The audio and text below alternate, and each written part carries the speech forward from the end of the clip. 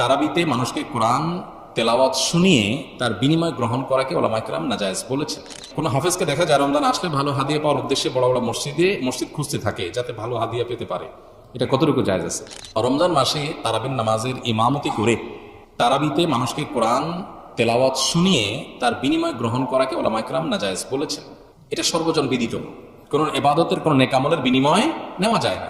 কয়েকটা বিষয়কে সারা বিশ্বের সব ওলামায়ে কেরাম অলমোস্ট এজমা ঐক্যমত্য পোষণ করেছেন যে কয়েকটা জিনিস এর মধ্যে এক্সেপশন। তার মধ্যে একটা হলো 5 ওয়াক্ত নামাজের ইমামতি, মুয়াজ্জিনি, মসজিদের খেদমত, কারণ এগুলো মিন শাআইরিদ দ্বীন। 5 ওয়াক্ত নামাজ দ্বীনের নিদর্শন, প্রতীকী বিষয় ইসলামের। এটা টেকাবার জন্য কিছু মানুষ যদি ডেডিকেটলি না রাখা হয় তাহলে সেক্ষেত্রে মসজিদে নামাজ কায়েম নিয়মিত সময় মতো হওয়া কঠিন। এবং একটা মানুষ অন্য 10টা কাজ করবে, পাশাপাশি সে মসজিদে 5 ওয়াক্ত এরকম দায়িত্ব পালন করবে, এটা সহজ না। তো এই জন্য এটা একটা নিরুপায়। আরেকটা হলো মানুষকে দ্বীনি শিক্ষা